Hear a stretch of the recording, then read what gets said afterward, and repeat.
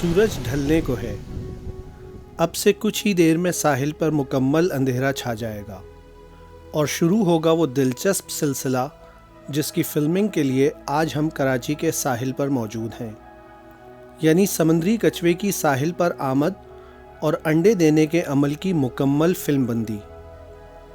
ہم آپ کو یہ بھی دکھائیں گے کہ کس طرح سندھ وائلڈ لائف ڈپارٹمنٹ کچھوے کے انڈوں اور بچوں کی حفاظت کا بیڑا اٹھائے ہوئے ہے، لیکن تمام تر کوششوں کے باوجود سبز کچھوے کی نسل خطرات سے دوچار ہے۔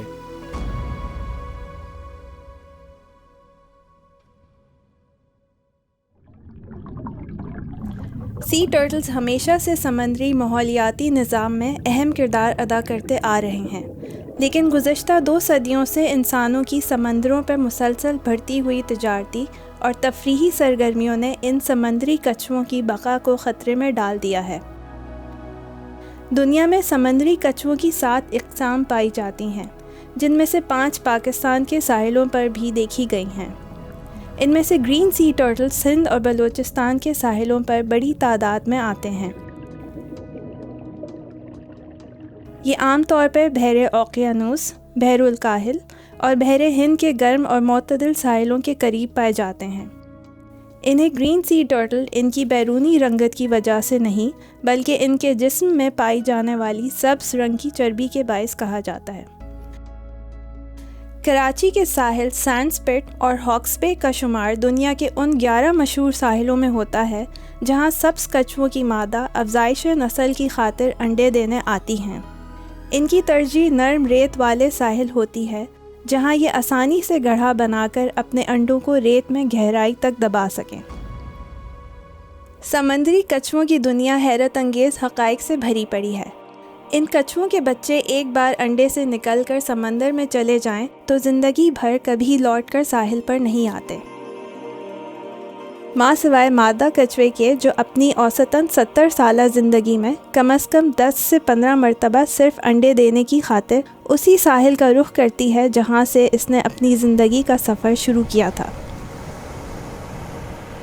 ایک دلچسپ حقیقت یہ بھی ہے کہ سمندری کچھووں کے بچے جب انڈوں میں تیار ہو رہے ہوتے ہیں، اس دوران اگر ریت کا درجہ حرارت 27 ڈگری سیلسیس سے زیادہ ہو تو مادہ کچھوے کی تولید ہوگی، جبکہ 27 ڈگری سے کم ہونے کی صورت میں نر کچھوا وجود میں آئے گا۔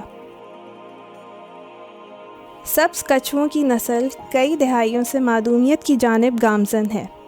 ساحلوں پر بڑھتی ہوئی تعمیرات کے باعث کچھووں کے انڈے دینے کی جگہیں ختم ہوتی جا رہی ہیں، لہٰذا یہ کچھوے گنجان آباد ساحلوں کے قریب ہی انڈے دینے پر مجبور ہیں۔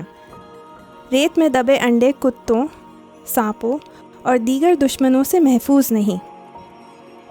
انڈوں سے نکل کر سمندر کی جانب رینگنے والے بچے بھی کئی طرح کے خطرات سے دوچار رہتے ہیں۔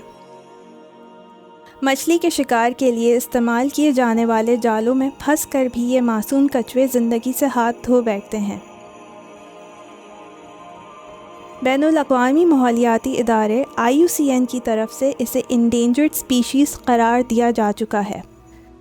پاکستان میں Sindh wildlife department Karachi کے ساحلوں پر آنے والے کچھووں کی حفاظت کے لیے گزشتہ 40 سال سے مطلوبہ وسائل کی کمی کے باوجود انتہائی مستعدی سے کام کر رہا ہے۔ کراچی کے ساحلوں پر سبز کچھوے عموماً ستمبر سے آنا شروع ہوتے ہیں اور یہ سلسلہ فروری تک جاری رہتا ہے۔ بریڈنگ سیزن کے دوران غروب آفتاب کے ساتھ ہی سندھ وائلڈ لائف کے گارڈز اور رضاکار ساحل پر گشت شروع کر دیتے ہیں، اور جہاں جہاں بھی کچھوا سمندر سے نمودار ہوتے دکھائی دے، یہ وہاں کوئی نشان لگاتے جاتے ہیں۔ مادہ کچھوا لہروں کی پہنچ سے دور کسی محفوظ جگہ گڑھا بنا کر انڈے دینا شروع کر دیتی ہے۔ یہ عام طور پر ایک دفعہ میں اوسطاً 110 انڈے دیتی ہے اور پھر گھڑے کو اچھی طرح ریت سے ڈھانپ کر واپس سمندر میں چلی جاتی ہے۔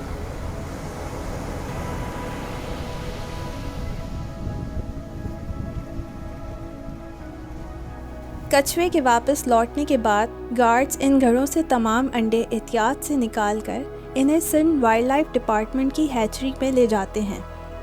ہیچری کے محفوظ احاطے میں ان انڈوں کو دوبارہ ریت میں دبا دیا جاتا ہے اور ہر گھونسلے کا باقاعدہ ریکارڈ رکھا جاتا ہے۔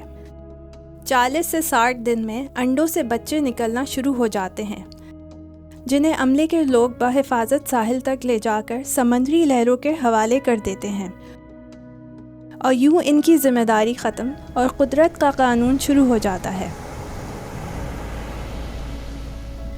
سندھ وائلڈ لائف ڈپارٹمنٹ کے ریکارڈ کے مطابق 80 کی دہائی سے اب تک تقریباً 8 لاکھ سے زائد بچوں کو بحفاظت سمندر میں چھوڑا جا چکا ہے۔ سمندر میں جانے کے بعد بھی یہ بچے کئی طرح کے خطرات سے دوچار رہتے ہیں۔ ایک تحقیق کے مطابق انڈے سے بحفاظت نکلنے کے باوجود بھی سبز کچھووں کی بقا کا تناسب صرف 0.1% ہے، یعنی ہر 1000 بچوں میں سے کوئی ایک ہی زندہ بچ پاتا ہے۔ اور یہی وہ نقطۂ فکر ہے جس کے تحت عالمی ادارے اور سندھ وائلڈ لائف ڈپارٹمنٹ ان کچھووں کی بقا کی کوششوں میں سرگرداں ہیں۔